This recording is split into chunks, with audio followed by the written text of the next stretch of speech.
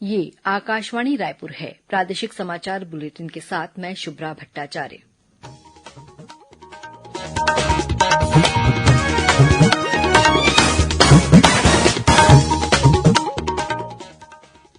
और अब पेश है आज के मुख्य समाचार। प्रधानमंत्री कल परीक्षा पे चर्चा कार्यक्रम की 5वीं कड़ी में छात्रों, शिक्षकों और अभिभावकों के साथ बातचीत करेंगे। प्रदेश में 4 नए अनुभाग और 23 नई तहसीलें बनाई गईं। मुख्यमंत्री ने महापौर, अध्यक्ष और पार्षद निधि की राशि में 1.5 गुना बढ़ोतरी करने की घोषणा की। नगरीय निकाय के जनप्रतिनिधियों के मानदेय को भी 2 गुना किया जाएगा। और शहरी स्लम स्वास्थ्य योजना के विस्तार कार्यक्रम का आज हुआ शुभारंभ। मुख्यमंत्री ने 60 मोबाइल मेडिकल यूनिट को झंडी दिखाकर रवाना किया।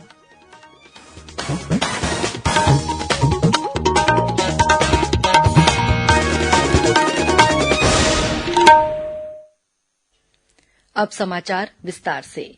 प्रधानमंत्री नरेंद्र मोदी कल परीक्षा पे चर्चा कार्यक्रम की 5वीं कड़ी में दुनिया भर के विद्यार्थियों, शिक्षकों और अभिभावकों के साथ संवाद करेंगे। नई दिल्ली के तालकटोरा स्टेडियम में आयोजित होने वाला यह बहुप्रतीक्षित वार्षिक कार्यक्रम है। प्रधानमंत्री लाइव कार्यक्रम के माध्यम से विद्यार्थियों को परीक्षा के तनाव से मुक्त रहने से संबंधित पूछे गए सवालों का विशेष शैली में जवाब देते हैं। लोगों तक सीधे पहुंच बनाने के कार्यक्रम में श्री मोदी बोर्ड परीक्षाओं में बैठने वाले विद्यार्थियों के साथ बातचीत करेंगे। जिन छात्रों, शिक्षकों और अभिभावकों को प्रधानमंत्री से प्रश्न पूछने का अवसर मिलेगा, उनका चयन विभिन्न विषयों पर ऑनलाइन रचनात्मक लेखन प्रतियोगिता के आधार पर किया गया है। इस कार्यक्रम के लिए 15 लाख से अधिक छात्रों, शिक्षकों और अभिभावकों ने पंजीकरण कराया है। कोविड महामारी के कारण परीक्षा पे चर्चा कार्यक्रम की 4थी कड़ी का आयोजन पिछले वर्ष अप्रैल में ऑनलाइन किया गया था। पत्र सूचना कार्यालय रायपुर के अपर महानिदेशक अभिषेक दयाल ने बताया कि कोरोना महामारी का असर कम होने के बाद इस बार स्कूलों की ज्यादातर परीक्षाएं ऑफलाइन मोड में हो रही हैं। इस कारण परीक्षार्थियों का मनोबल बढ़ाने के लिए प्रधानमंत्री का परीक्षा पे चर्चा कार्यक्रम विशेष महत्व रखता है। इस बार ऑफलाइन परीक्षा होगी। बहुत बच्चे इसलिए भी तनाव में हैं कि ये परीक्षा उनको एक दुष्स्वप्न की तरह लग रही है कि कैसे वो इसमें परफॉर्म कर पाएंगे। ऐसे में प्रधानमंत्री जी की तरफ से जो उनको आश्वासन होगा कि उनकी प्रतिभाएं निहित हैं, उनके अंदर हैं और वो इस चीज से फर्क नहीं पड़ता कि वो ऑनलाइन या ऑफलाइन मोड में एग्जाम हो, और जीवन जो है वो एग्जाम से भी बड़ी एक विस्तार होता है। परीक्षा पर चर्चा कार्यक्रम में बिलासपुर स्थित रेलवे हायर सेकेंडरी स्कूल के 2 छात्र श्रीधर शर्मा और मनीष सही प्रधानमंत्री से बातचीत करेंगे। ये दोनों छात्र वर्चुअल रूप से जुड़ेंगे और प्रधानमंत्री से सवाल पूछ सकेंगे। परीक्षा पे चर्चा कार्यक्रम का सीधा प्रसारण सुबह 11 बजे से दूरदर्शन के डीडी नेशनल, दूरदर्शन समाचार, डीडी इंडिया सहित विभिन्न चैनलों से किया जाएगा। प्रदेश में 4 नए अनुभाग और 23 नई तहसीलें बनाई गई हैं, जिसका शुभारंभ आज मुख्यमंत्री भूपेश बघेल ने अपने रायपुर स्थित निवास कार्यालय से किया। नए अनुभाग जगदलपुर जिले में तोकापाल, गौरेला पेंड्रा मरवाही जिले में मरवाही, सूरजपुर जिले में भैयाथान और गरियाबंद जिले में मैनपुर को बनाया गया है। वहीं बिलासपुर जिले में सीपत और बोदरी, गौरेला पेंड्रा मरवाही जिले में सकोला, जांजगीर चांपा जिले में अड़भार, रायगढ़ जिले में सरिया और छाल, कोरबा जिले में बरपाली, अजगरबहार और बलरामपुर रामानुजगंज जिले में चांदो, रघुनाथ नगर और डोरा कोचली तथा सूरजपुर जिले में बिहारपुर नई तहसीलें होंगी। इसके अलावा बलौदाबाजार, भाटापारा जिले में सुहेला और भटगांव, दुर्ग जिले में अहिवारा, बेमेतरा जिले में नांदघाट, कांकेर जिले में सरोना, दंतेवाड़ा जिले में बारसूर, बीजापुर जिले में कुटरू और गंगालूर तथा नारायणपुर जिले में छोटे डोंगर और कोहकामेटा ये नई तहसीलें बनाई गई हैं। मुख्यमंत्री भूपेश बघेल ने महापौर, अध्यक्ष और पार्षद निधि की राशि में 1.5 गुना बढ़ोतरी करने की घोषणा की है। वहीं नगरीय निकाय के जनप्रतिनिधियों के मानदेय को भी 2 गुना किया जाएगा। आज रायपुर में आयोजित एक कार्यक्रम में मुख्यमंत्री ने नगरीय निकायों में अधोसंरचना विकास के लिए प्रदेश की सभी नगर पालिकाओं को 5-5 करोड़ रुपए, नगर पंचायतों को 3-3 करोड़ रुपए और 14 नगर निगमों में विकास कार्य के लिए 140 करोड़ रुपए की राशि देने की घोषणा की। इस तरह स्थानीय स्वशासन को सशक्त बनाने के लिए कुल 579 करोड़ रुपए की राशि स्वीकृत की गई है। मुख्यमंत्री द्वारा नगरीय निकाय के जनप्रतिनिधियों का मानदेय 2 गुना करने की घोषणा के बाद जनप्रतिनिधियों ने दुर्ग निगम परिसर में आतिशबाजी कर खुशी जाहिर की।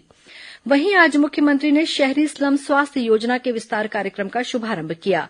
उन्होंने घर पहुंच स्वास्थ्य सेवा उपलब्ध कराने के लिए 60 मोबाइल मेडिकल यूनिट को हरी झंडी दिखाकर विभिन्न स्थानों के लिए रवाना किया। इस सुविधा के शुरू होने से नगर पालिकाओं और नगर पंचायतों में लोगों को घर पहुंच स्वास्थ्य सेवा मिलने लगेगी। इसके अलावा मुख्यमंत्री ने राजस्व प्रकरणों के समय सीमा में निराकरण की समीक्षा के लिए ऑनलाइन पोर्टल का भी शुभारंभ किया।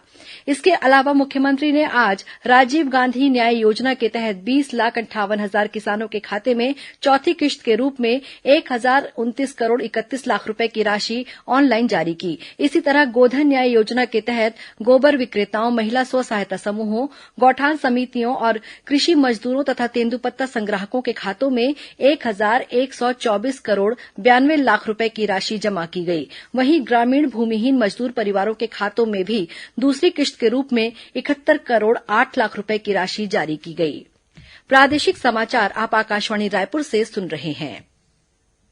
छत्तीसगढ़ की खबरों से है आपका वास्ता और खबरों की विश्वसनीयता से है हमारा वास्ता। आकाशवाणी समाचार रायपुर के प्रादेशिक समाचार बुलेटिन के साथ ही हमारे समसामयिक कार्यक्रम आप रेडियो के अलावा अपने मोबाइल पर भी सुन सकते हैं। आकाशवाणी समाचार फेसबुक, ट्विटर और यूट्यूब पर भी उपलब्ध है। हमारा Facebook page Chhattisgarh news on AIR, Twitter handle CGAIR news और हमारा यूट्यूब चैनल है छत्तीसगढ़ AIR न्यूज। तो अब रेडियो के साथ ही आपके मोबाइल के जरिए भी हम पहुंच रहे हैं आप तक। छत्तीसगढ़ की हर खबर के लिए सुनते रहिए आकाशवाणी समाचार।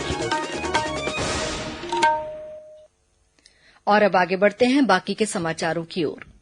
खैरागढ़ विधानसभा उपचुनाव के तहत कांग्रेस, भाजपा सहित विभिन्न राजनीतिक दलों के प्रत्याशियों ने प्रचार अभियान तेज कर दिया है। वहीं खैरागढ़ उपचुनाव के दौरान सुरक्षा व्यवस्था बनाए रखने के लिए पैरा मिलिट्री फोर्स की 22 कंपनियां तैनात की गई हैं। निष्पक्ष और शांतिपूर्ण चुनाव संपन्न कराने के लिए जवानों को खैरागढ़ विधानसभा क्षेत्र के अलग अलग थाना और चौकी सहित बेस कैंपों में तैनात कर दिया गया है।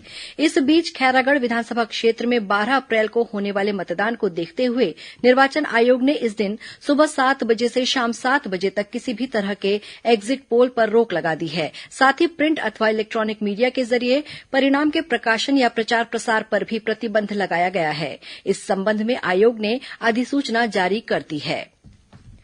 छत्तीसगढ़ क्वांटिफाइबल डाटा आयोग द्वारा प्रदेश में अन्य पिछड़ा वर्ग और आर्थिक रूप से कमजोर व्यक्तियों का सर्वे किया जा रहा है। आयोग के सचिव BC साहू ने बताया कि 28 मार्च तक विभिन्न जिलों में किए गए सर्वे के अनुसार ओबीसी की संख्या 1,18,05,000 से अधिक है। वहीं आर्थिक रूप से कमजोर वर्गों की जनसंख्या 10,30,000 से अधिक है। बलरामपुर जिले के कोटा गहना गांव में पुरखा के ग्राम मेरा धरोहर के तहत विचार संगोष्ठी का आयोजन किया गया। आजादी के अमृत महोत्सव के तहत आयोजित इस संगोष्ठी में वरिष्ठ जनों ने गांव के विकास में युवाओं की भूमिका पर चर्चा की। साथ ही गांव की परंपराओं का पालन करने के बारे में भी चर्चा की गई। कार्यक्रम में देश की आजादी में अपनी भूमिका निभाने वाले स्वतंत्रता सेनानियों के योगदान को याद किया गया। इस कार्यक्रम में संसदीय सचिव चिंतामणि महाराज और कलेक्टर कुंदन कुमार ने वरिष्ठ जनों का सम्मान किया।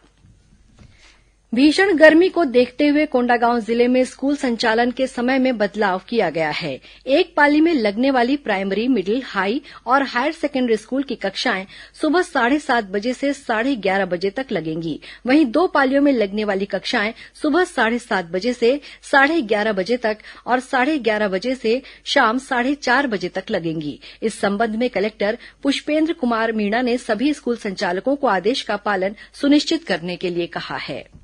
अब कुछ अन्य खबरें संक्षिप्त में। प्रदेश के नगरीय निकायों में संपत्ति कर और विवरणी जमा करने की तिथि बढ़ाकर 15 अप्रैल कर दी गई है। मुख्यमंत्री भूपेश बघेल ने नाचा के जनक दाऊ दुलार सिंह मंदराजी की जयंती पर उन्हें नमन किया है। कथित महंगाई के विरोध में कांग्रेस के पदाधिकारियों और कार्यकर्ताओं ने आज प्रदेश भर में धरना प्रदर्शन किया। रायपुर में आयोजित धरना प्रदर्शन में प्रदेश प्रभारी PL पुनिया और प्रदेश अध्यक्ष मोहन मरकाम शामिल हुए।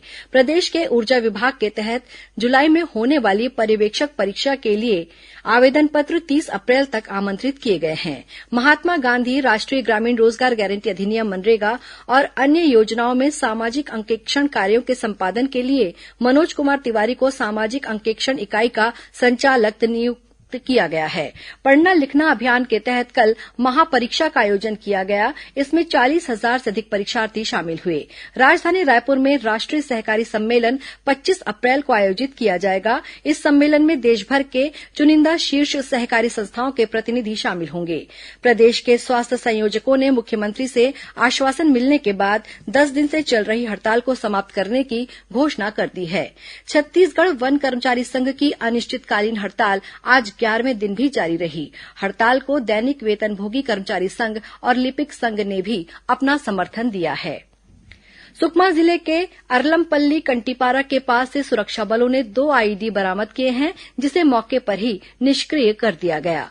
रायगढ़ जिले में कापू क्षेत्र के धवईढांड गांव के 3 लोगों के शवों को जंगल से बरामद किया गया है। पुलिस ने हत्या की आशंका व्यक्त करते हुए जांच शुरू कर दी है। जांजगीर चांपा जिले के सेमरा गांव में 2 मोटरसाइकिलों के बीच हुई भिड़ंत में एक व्यक्ति की मौत हो गई और दुर्ग पुलिस ने ऑनलाइन सट्टा लगाने के मामले में 3 लोगों को गिरफ्तार किया है। उनके खाते सील कर दिए गए हैं। साथ ही उनके पास से 2 लैपटॉप, 10 मोबाइल और 30 पासबुक सहित 3 लाख रुपए का सामान जब्त किया गया है। अंत में मुख्य समाचार एक बार फिर। प्रधानमंत्री कल परीक्षा पे चर्चा कार्यक्रम की 5वीं कड़ी में छात्रों, शिक्षकों और अभिभावकों के साथ बातचीत करेंगे। प्रदेश में 4 नए अनुभाग और 23 नई तहसीलें बनाई गईं। मुख्यमंत्री ने महापौर, अध्यक्ष और पार्षद निधि की राशि में 1.5 गुना बढ़ोतरी करने की घोषणा की। नगरीय निकाय के जनप्रतिनिधियों के मानदेय को भी 2 गुना किया जाएगा। और शहरी स्लम स्वास्थ्य योजना के विस्तार कार्यक्रम का आज हुआ शुभारंभ। मुख्यमंत्री ने 60 मोबाइल मेडिकल यूनिट को झंडी दिखाकर रवाना किया। इसी के साथ प्रादेशिक समाचार बुलेटिन समाप्त हुआ। नमस्कार।